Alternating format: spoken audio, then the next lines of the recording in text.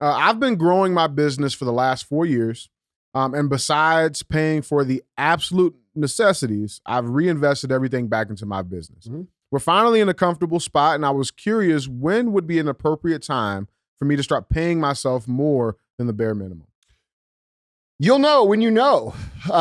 If you care about your business and you care about the goals long term and you care about what you're trying to do long term, it's going to become very obvious to you when you should start paying yourself a little bit more.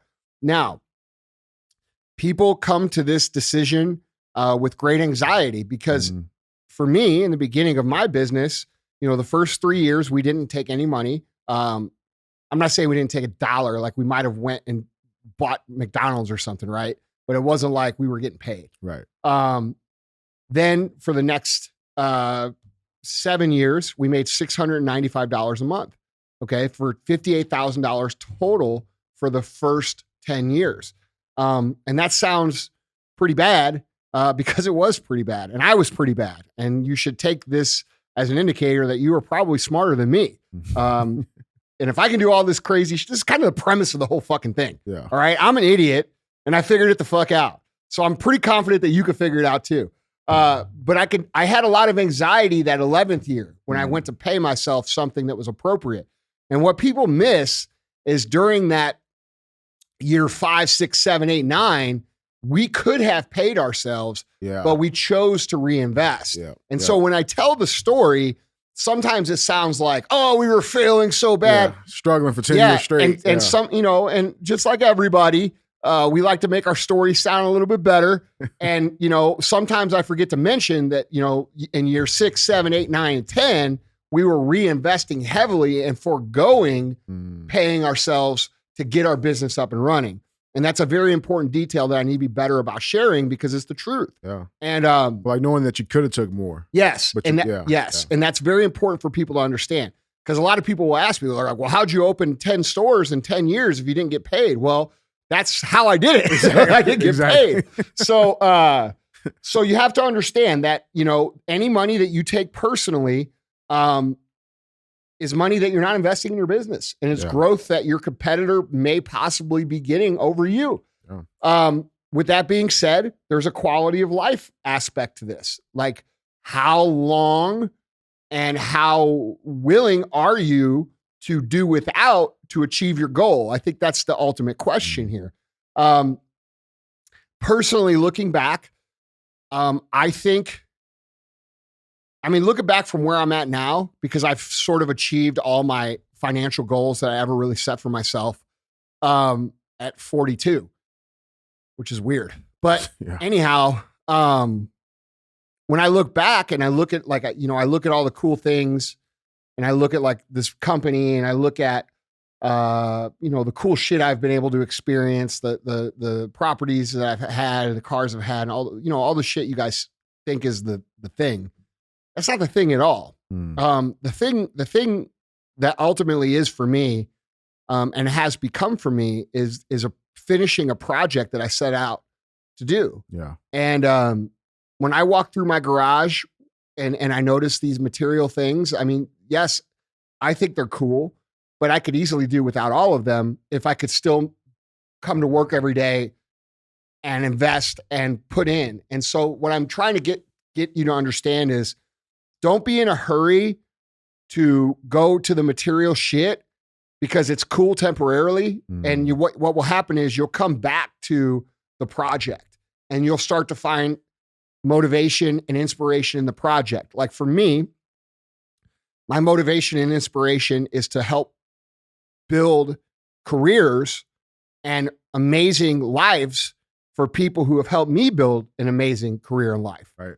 And there's a lot of people in this building. There's 400 people here on any given day that I am obligated to help create these paths. And I personally I would trade all my material shit to be able to complete that project. And I guess what I'm trying to say in a very long-winded way is, don't be in a hurry to take the most money that you can. And I think the longer that you can live below your means, and be really, really happy and okay with that, the more successful you'll be in business. Yeah, that's real. Yeah, because dude, look, the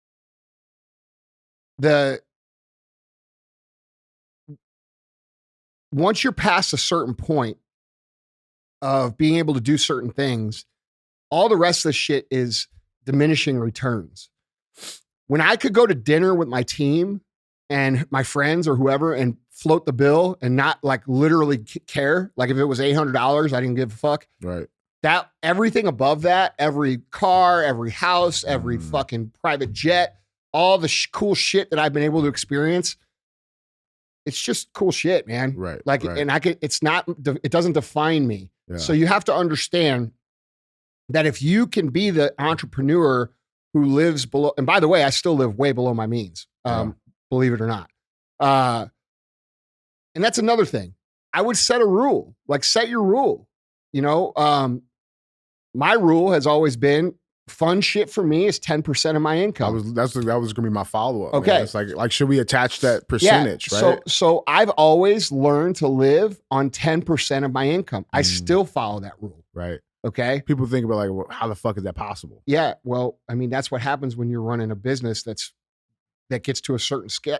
That's why you want to continue to invest. Right. Because eventually you'll be able to live the amazing life that you want on a small percentage of your income, and you will be very comfortable living that life, and you're not stressing. You're not like, you don't feel like a fraud. You don't feel like you're faking it.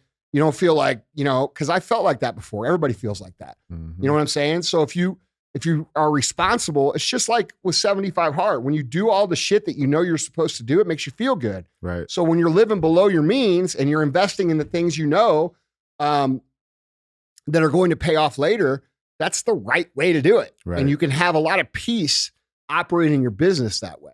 Yeah. You know what I mean? It's just it's genius because you're not increasing the percentage for yourself. You're just increasing the fucking pie. Well, yeah, but there's two kinds of people. Yeah. There's people who try to increase the percentage because they haven't grown the thing properly, and eventually they get themselves in a bind because what happens is they start making decisions inside their business to accommodate their needs for their income. Right. And that's when they're in really deep shit, right? Like they need 30 grand to pay the rest of their bills off this month. So they run a sale on fucking the 29th of every month. Right. That is a trap you cannot get out of. So don't start. And I think a lot of people allow themselves to be pressured, especially with Instagram, where you have all these younger kids who are fucking, lying about how much money they make and trying to act like they're big baller shit at 22 years old. And it really fucks the younger generation's mind up because they think like they're wasting their time building something real. Right. When in reality, those people will expire. And if you're investing in a real business, even if you're going door to door to door right now, like I used to have to do, which is basically the way every business starts, in 10, 15 years from now, those fucking people who were making you feel stupid aren't there. You won't even remember their names. Right. You won't even remember who the fuck they were. Like I can remember so many people making fun of me when I was building when it was just Chris and I, and we were running the stores, making fun of me because we were, we weren't making any money, and we were doing it for 5 or 6 years. And people were like, bro, when are you going to like really like stop this? This is a fairy tale, get a real job. Right. And dude, those things to this day still drive me. Like I still am driven by those things. So I'm glad they happen. And I hope they happen to you too, so that they continue to drive you. Yeah. And they will. That's real. Because most people can't believe in anything before they see the end product. Yeah. Like people still, when I say, hey, this is what we're going to do, they still look at me and they're like, oh, okay. It's like, all right, dude, well, what have I not done that I said I was going to do? Right. Right. Right. Maybe it takes me a little longer. Maybe it's not as pretty as I say it's going to be to get there, but we're fucking getting there. Yeah. And that's the mentality you have to have. Yeah. So, and one final little follow-up. So what was that first like real payment to yourself like? Because you said it like there was a sense of anxiety there. 12 years in, I bought a Lamborghini. Yeah. So first 10 years, I made 58 grand. 11th year, I made 6 figures. 12th year, I made 7 figures. I bought a Lamborghini. Yeah. Fuck yeah. Yeah. That's awesome. Yeah. I figured that was an appropriate reward. Yeah. For 10 years of no fucking pay. For sure. Okay. For sure. Yeah. Why do you I'm sorry, because it's a good conversation, but why do you think the anxiety really comes from though? Like what Well, because, dude. Like, you put, like, you're fucking 12 years in. You put the work in. Here's the other thing. For 2 years that I owned the fucking car, I didn't let anybody know I owned it. Oh, fuck. Because I was embarrassed. Right? I come from a place in life of just regular people. Right? And I know what regular people fucking say about that kind of shit. Yeah. I know exactly what they say because I've been sitting there when other people drive by and that kind of shit. And they're like, oh, look at this fucking guy. And I'm sitting here thinking like, well, that's going to be me, bitch. So I was very lucky to have some really good employees. My Mike Taylor and Kyle Combs. I can remember we were sitting at Helen's one night and we were sitting up at Helen Fitzgerald's and we were having a couple beers. And this is like, they were like, bro, there was a Lamborghini right in front of me on the way here. And he showed me the video. I'm like, oh, that's cool. And I go, I got Lambo. And I finally, because I had a couple beers, I told them and they were like, no fucking way. And I'm like, yeah. And bro, they loved it so much that it gave me permission. It took that embarrassment feeling away. Yes. And and then I had a conversation with my business friend,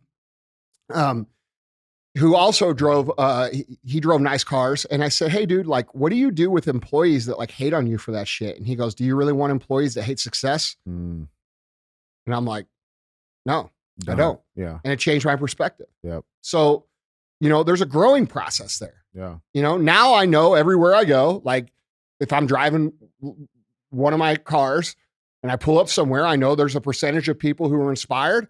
And I know there's a percentage of people who are like, fuck that guy. And you know what? I'm not here for the fuck that guy people. Yeah. I'm here for the people that are inspired. Fuck yeah. And that's very, very evident here, especially because you go in the parking lot here. We got a nice parking lot. It's a nice fucking parking lot. Everybody here, most of the people here, like, it's cool because it's no longer just you with your car, right? You know what's cool, bro? What's cool is a lot of those people with those, 70, 80, 90, $100,000 vehicles sitting out in the fucking lot, they started here at the fucking very beginning. Yeah. You know what I'm saying? And we got guys here who are buying $1 million houses. Like that shit in $1 million house is like $5 million in California, right? Yeah, that's a fucking house. Yeah. So I mean, like, I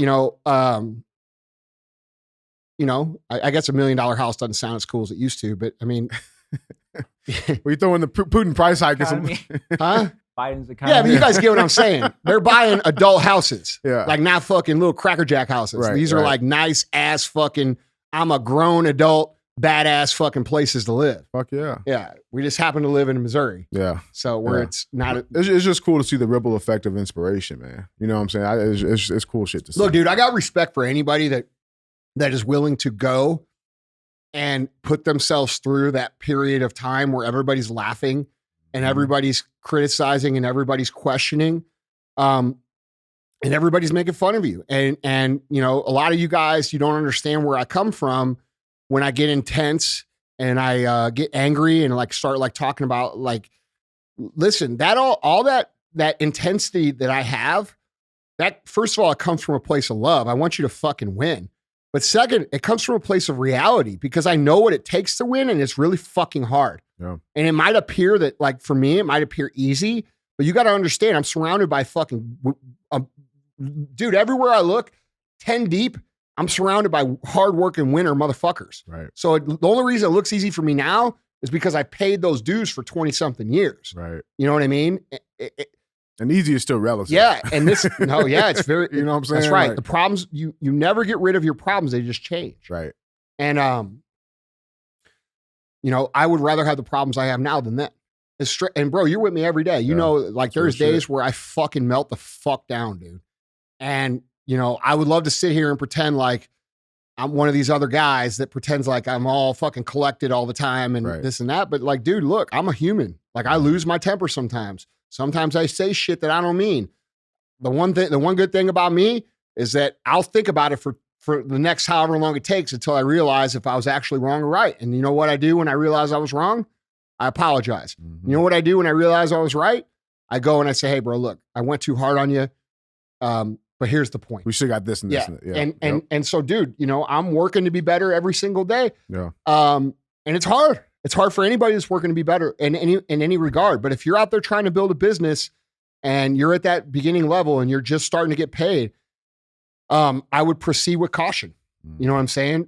Treat yourself a little bit. Maybe go on a trip. Maybe maybe you upgrade your car from, your X payment to, double that payment or something. Like, dude, but don't go fucking crazy. Right. You know what I'm saying? Like, your equity and your big payoff in life is going to be those companies that you're building. So make sure that you're watering and nurturing and taking care of those by investing properly in them. And that means that you get to go along with less. Listen, dude, some of the best times of my life came from those times I'm talking about. The strongest bonds I have with people are with the people that were with me during those first 15 fucking years. You know what I'm saying? And 10 years from now, it'll be from the people that are around me now. Right. You see what I'm saying? Those things just take time to happen, but they're worth the struggle. And so don't get caught up in the, and I got to have material. I love material shit. It's a great motivator. Yeah. Okay. But don't get caught up in trying to keep up with some other motherfucker who stretched himself thin to appear a certain way for other people. Yep. You see, just proceed with caution. You'll know when. You'll know. That's real, man. Hey guys, do me a favor. If you enjoyed that clip, if it made you laugh, if it made you think, if it made you have a new perspective, go over to iTunes. Check out the full-length podcast. You're going to like it.